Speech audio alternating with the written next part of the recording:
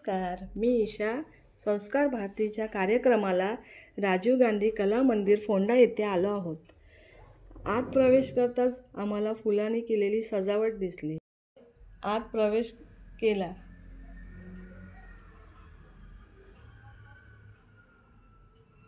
प्रवेश करताच आम्हाला इथे 2 मुलं सुंदर पोर्ट्रेट रांगोळी काढताना दिसले आणि ती पण शंकर भगवानाची नंदीसोबत रांगोळी होती.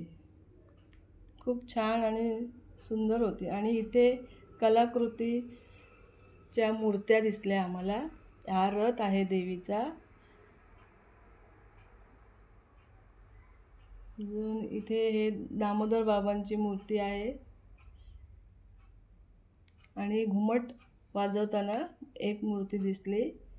आणि हे वरती सुद्धा खूप छान असं डेकोरेशन केलं होतं.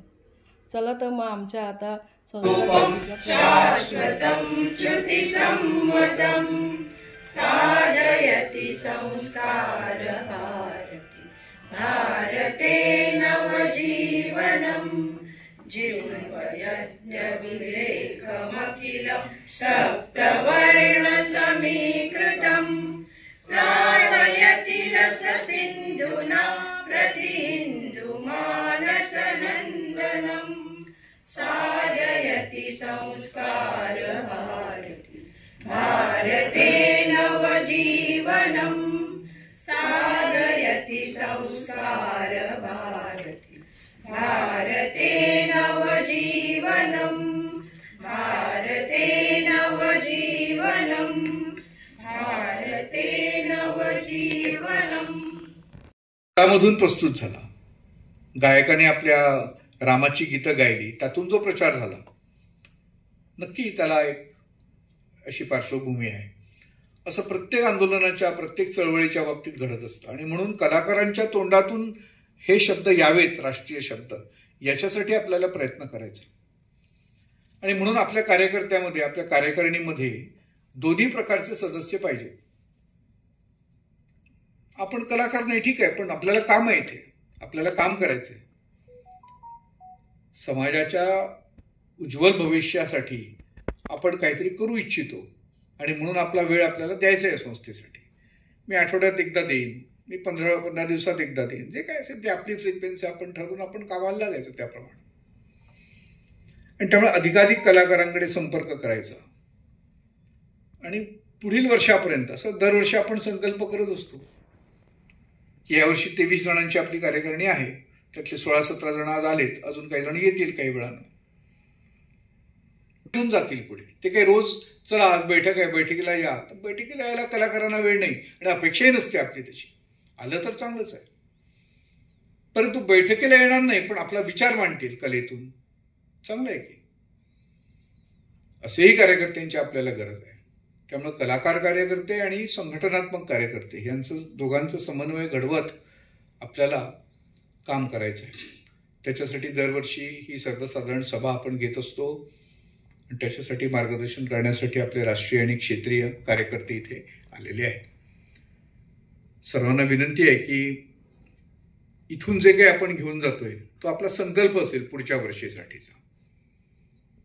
बऱ्याच वेळा असा प्रश्न पडतो की इथे 20-20 वर्ष, 22-22 वर्ष सर्वसाधारण सभेला बसलेली माणसं बसलेली आहे. मी नाही, मी 2-3 वर्षापूर्वी चालू या संस्थेत. काय काय करायचं असतं प्रश्न पडतो की दरवर्षी एकत्र यायचं, दरवर्षी हा विचार ऐकायचा, दरवर्षी काय. तर स्वाभाविकपणे असं असतं की समाजामध्ये अनेक प्रदूषण असतात. वैचारिक प्रदूषण असतं, मानसिक प्रदूषण असतं, आणि त्यामुळे आपल्याच विचारावर जळमट बसतात अनेक वेळा. कार्यकारिणीची सभा ही जळमट साफ करण्याची व्यवस्था आहे आपल्याकडची, की वर्षभरात आपण एकदा भेटलं, आपला विचार घासून पुसून घेतला.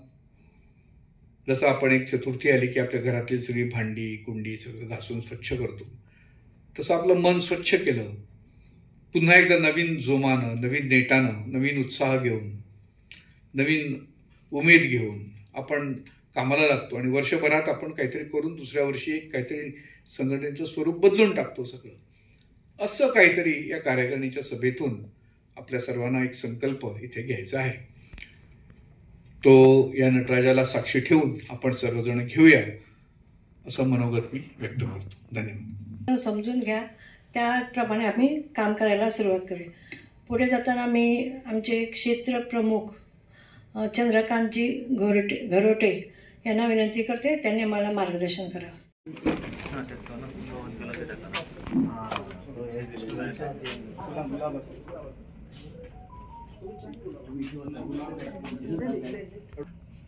नमस्कार. समारोप सोहळ्याच्या कार्यक्रमाला आम्ही पोचलेलो आहोत.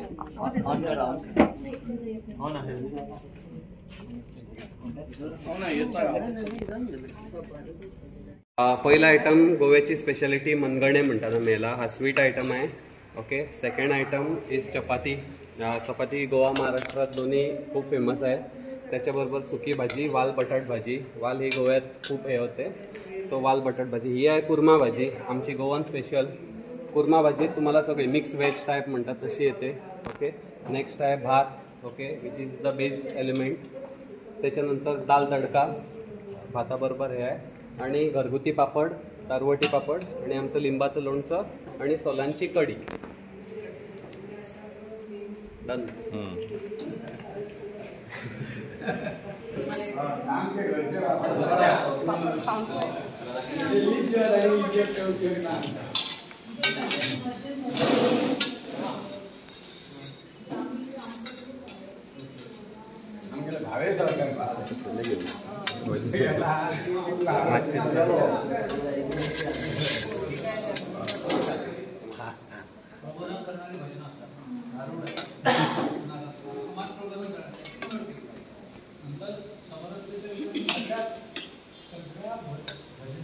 सगळ्या संतांचा भजनाचा विचार फक्त ज्ञानेश्वर तुकाराम असं नाही, चोखा मिळा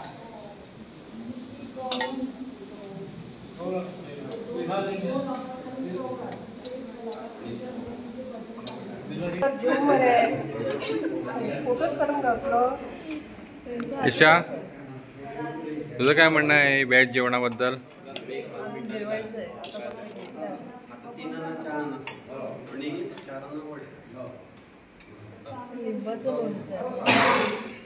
तुला लिंबाचं लोणचं आवडतं?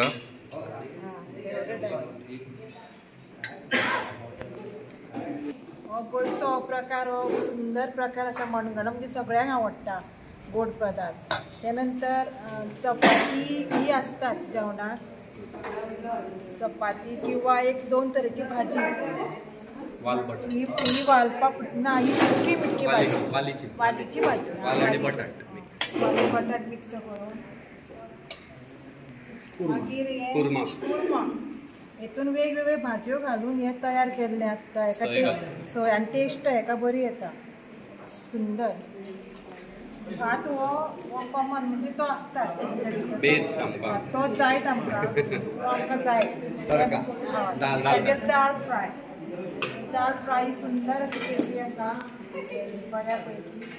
घरचे पापड हो जायच पडटा आमकां. हय. आणि लोणचें बरें गोडशें दिसता पळोवपाक. लिंबाचें लोणचें आंबट. आणि ही कढी, ही जेवणा नंतर आमकां पिल्या नंतर जेवण बी आमचें व्यवस्थित जिरता. सुंदर आसा जेवण.